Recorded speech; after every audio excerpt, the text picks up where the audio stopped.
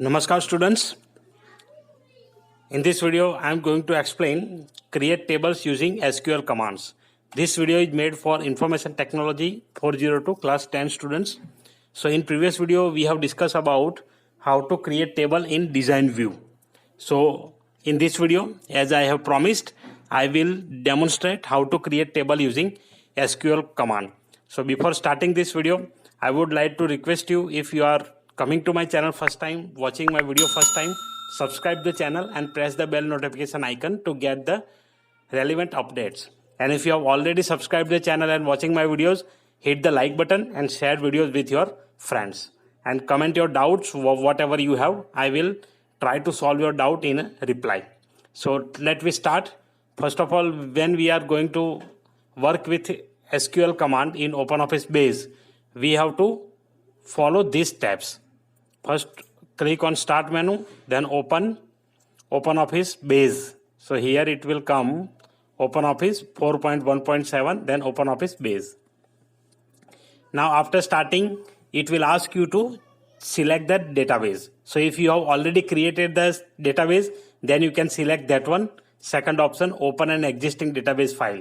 Otherwise, you can directly create a new database. So that steps I have covered in previous video. If you missed that video, I will provide you the link in I button and in description. So you can watch that. Here I am just opening my earlier created database, that is new database. It is coming over here.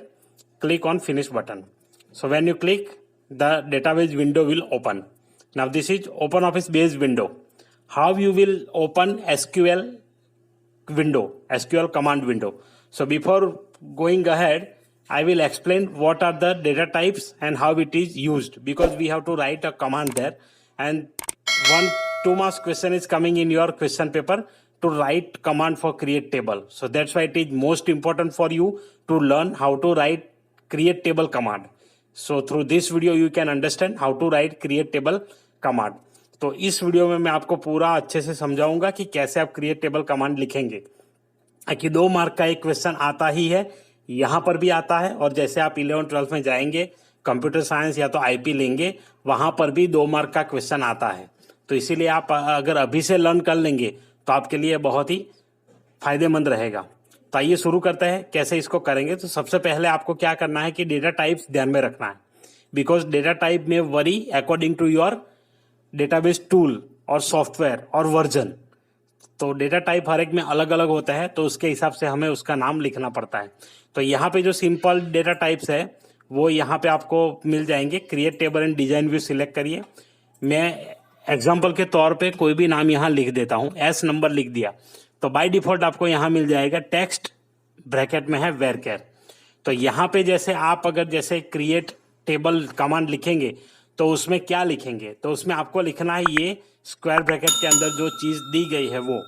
तो text हम use करते हैं generally. आपको कोई text लिखना है single line का, उसके लिए आप यूज कर सकते हैं टेक्स्ट. सिंगल लाइन हो, मल्टीपल लाइन हो, तो जो भी आपको यूज करना है तो उस टाइम आपको टेक्स्ट डेटा टाइप यूज करना पड़ेगा. तो अब टेक्स्ट टाइप में क्या होता है, यहाँ पे उसका नाम है वेरकेर.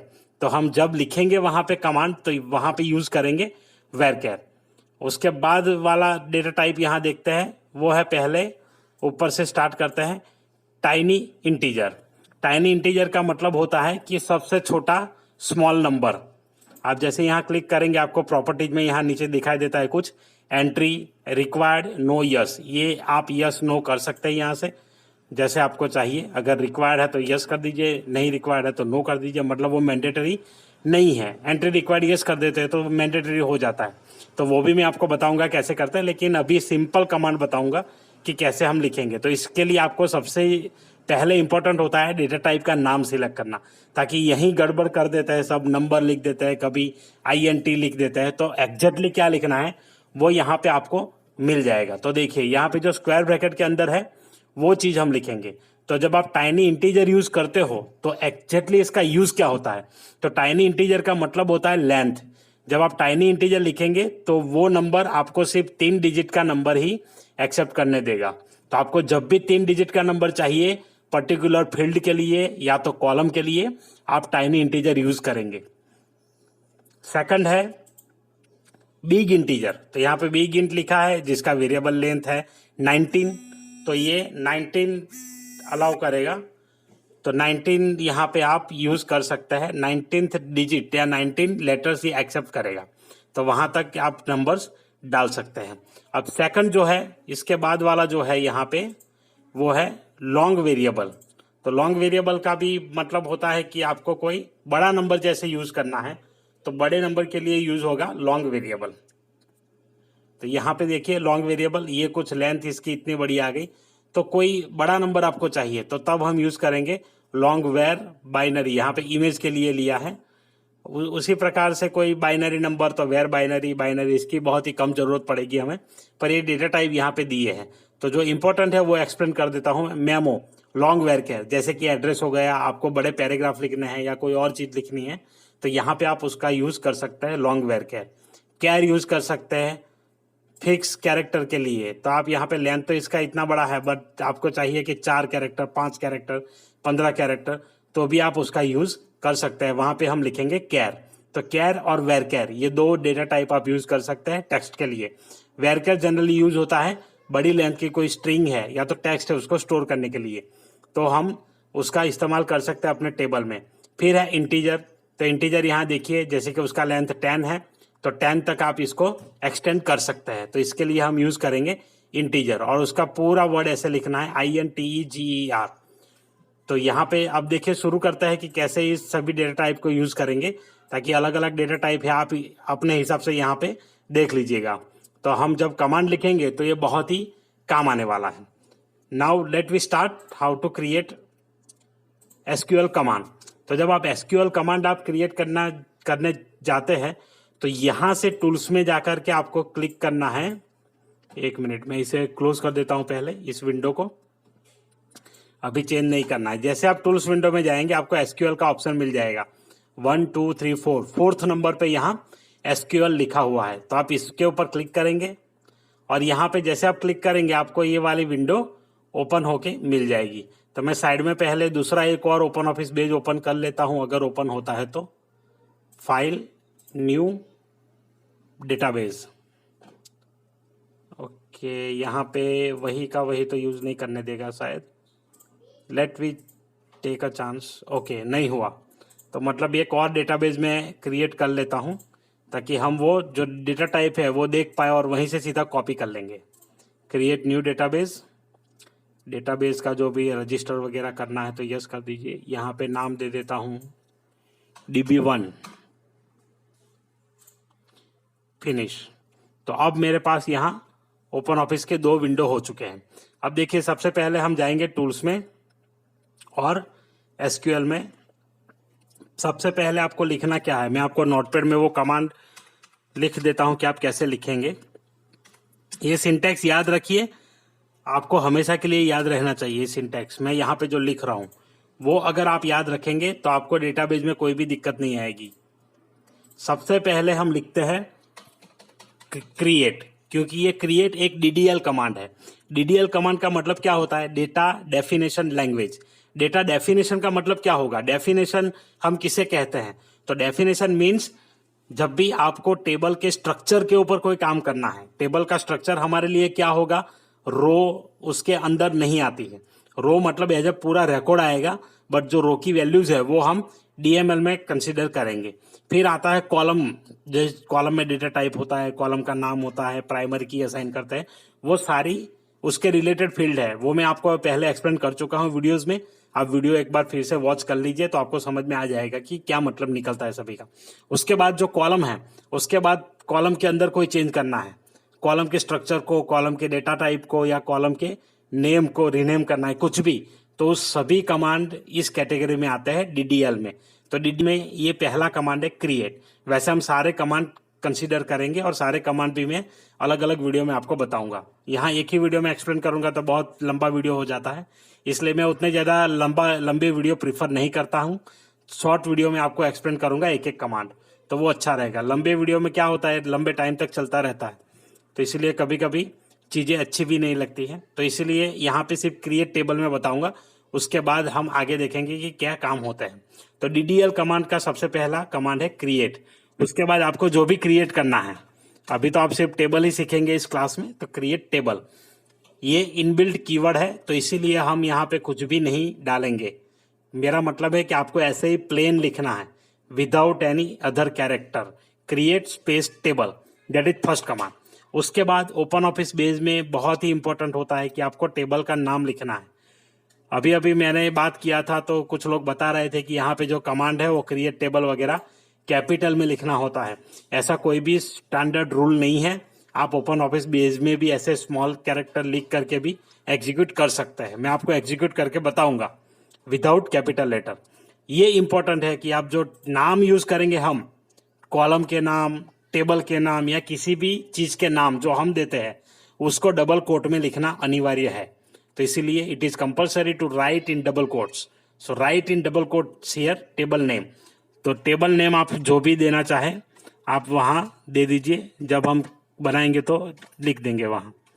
उसके बाद तुरंत आपको यूज करना है ब्रैकेट।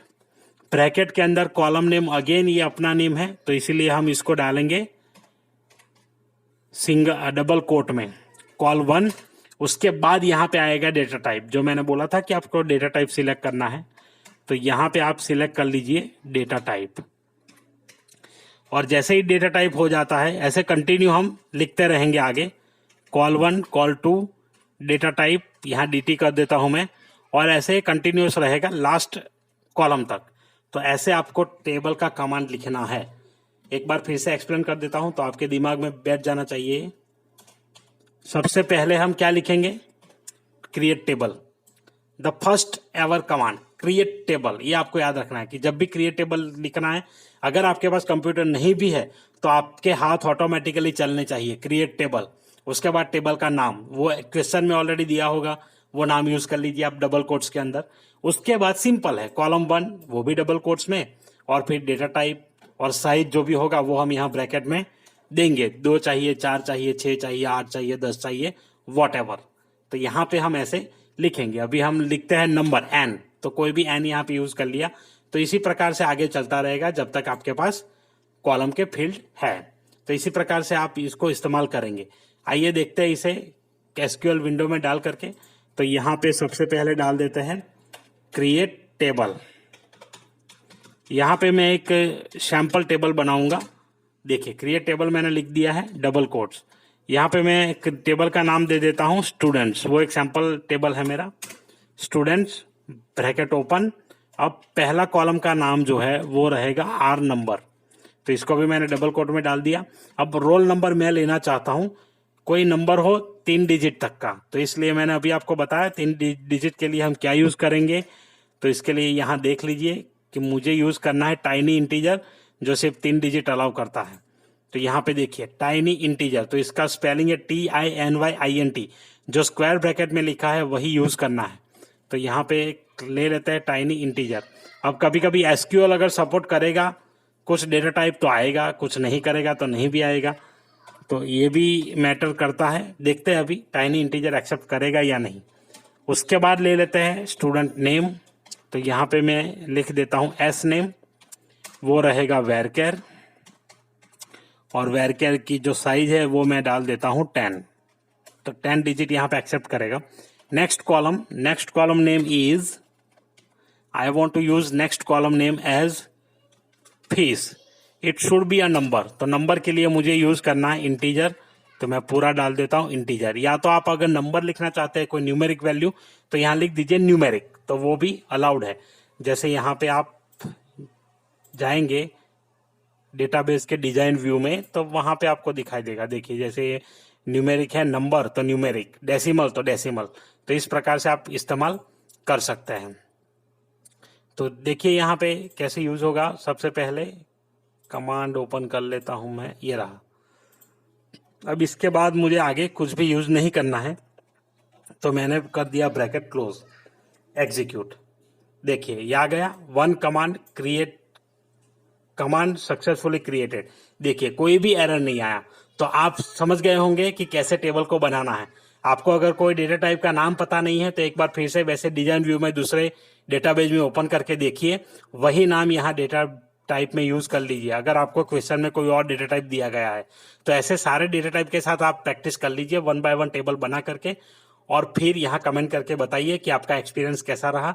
और आपको कोई एरर आया तो वो एरर क्या आया, मैं उस कमांड आपकी कमेंट को देखूंगा और अप्रिशिएट करूंगा अगर आपने ऐसे कोशिश की है तो, ताकि इस पे बहुत सारे क्वेश्चन अभी मैंने अटेंड किए थे कुछ शॉर्ट टाइम में। स्टूडेंट्स पूछते हैं, कभी कुछ टीचर्स है वो भी पूछते हैं कि ऐसा क्या रीजन होगा, डीडीएल कमांड एक्सेप्ट करता है कि नहीं करता है, ऐसा बहुत सारे क्वेश्चंस कहीं ग्रुप में पूछे गए थे। इसलिए मैंने पूरा एक्सप्लेन किया है आपको कि इसके मेन रीजन ये होता है, आप इसी वे में जाइए तो आपको एग्जैक्टली कमांड एग्जीक्यूट हो जाएगा। और सबसे इंपॉर्टेंट बात ये रहती है कि आपको ये सारे कमांड एग्जीक्यूट करने के लिए जावा भी इंस्टॉल करना पड़ेगा। जावा इंस्टॉल्ड है तो अच्छे से काम करेगा ये कमांड, तो इसीलिए पहले जावा को इंस्टॉल कर दीजिए। अगर आपको जावा इंस्टॉल करने में कोई दिक्कत आती है तो मैं उसका भी लिंक आपको प्रोवाइड कर दूंगा, आप कमेंट करके बताइए। तो आशा रखता हूँ आपको वीडियो अच्छा लगा होगा। वीडियो अच्छा लगा है तो लाइक कर दीजिए, अपने दोस्तों के साथ शेयर करिए, और एक बार फिर से चैनल पे अगर नए हैं तो चैनल सब्सक्राइब कर लीजिए। ऐसे ही इंटरेस्टिंग वीडियो आपको मिलते रहेंगे। तो मिलते हैं अगले वीडियो में, तब तक के लिए कीप वॉचिंग, कीप लर्निंग।